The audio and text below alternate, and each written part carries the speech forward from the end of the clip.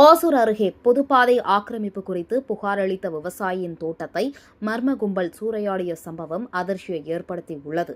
கிருஷ்ணகிரி மாவட்டம் ஓசூர் அடுத்த சோமநாதபுரம் கிராமத்தை சேர்ந்தவர் விவசாயி ராஜேந்திரா. இவர் தனது நிலத்தில் நவீன தொழில்நுட்பத்துடன் கூடிய பாலி ஹவுஸ் அமைத்து பூச்செடிகளை பயிரிட்டு வருகிறார்.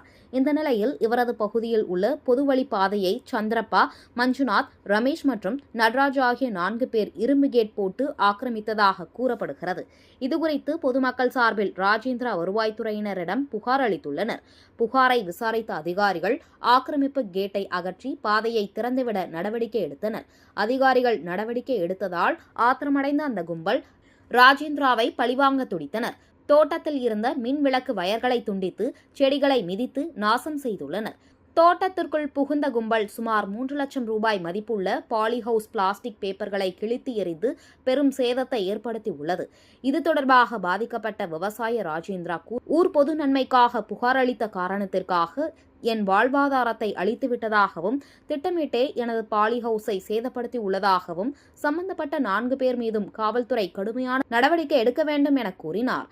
சேதமடைந்த பொருட்களுக்கு உரிய நஷ்ட ஈடு மேலும் பேசிய அவர் சேதமடைந்த பொருட்களுக்கு உரிய நஷ்ட ஈடு பெற்றுத்தர வேண்டும் என தெரிவித்துள்ளார். இந்த சம்பவம் அந்த பகுதியில் அதிர்ச்சியை ஏற்படுத்தியுள்ளது. எங்க பேர் ராஜேந்திரன் சார். சோமநாதபுரம் கிராமத்திலிருந்து பேசுறேன் சார். ஒசூர் பக்கம். அதாவது ஊர்ல பொது சாலை வந்துங்க சார். அந்த பொது சாலை சில பேர் அதை தடுத்து நிப்பாட்டிருந்தாங்க. அது கவர்மெண்ட் அதிகாரிகளுக்கு பிட்டிஷன் கொடுத்துருந்தோம். பொதுமக்கள் எல்லாருமே போய் அந்த பிட்டிஷன் கொடுத்த தவறுன்றதுனால அவங்க பிட்டிஷன் யார் கொடுத்தீங்கன்னு சொல்லி பொறாமைக்காக அவங்க அந்த தகவல் பண்ணியிருந்த நபர் எங்களுக்கு பாலி ஹவுஸ் பட்டிருந்தார் 2 ஏக்கர். அதுக்குள்ள பயிர் பண்ணிக்கிறோம். ஏன்னா பூச்செடி கிறிசந்தம் ஃப்ளவர் என்ற பூச்செடி 5 லட்சம் ரூபாய் கொடுத்து நாற்று கொடுத்து பிளான்டேஷன் பண்ணியிருக்கிறோம். அந்த பிளான்டேஷன் பண்ணிக்கிற செடியில் இப்போ லைட்டு அது எல்லாமே சேதாரம் பண்ணி இந்த பாலி ஹவுஸ் பேப்பர் அதாவது காஸ்ட்லியான பேப்பர் எல்லாமே கிழிச்சு எல்லாம் நாஸ்தி பண்ணி விட்டுருக்காங்க. அதாவது அந்த இழப்பீடு கவர்மெண்ட் அதிகாரி நடவடிக்கை எடுத்து எனக்கு கொடுக்கணும் என்று கேட்டுக்கொள்கிறேன் சார்.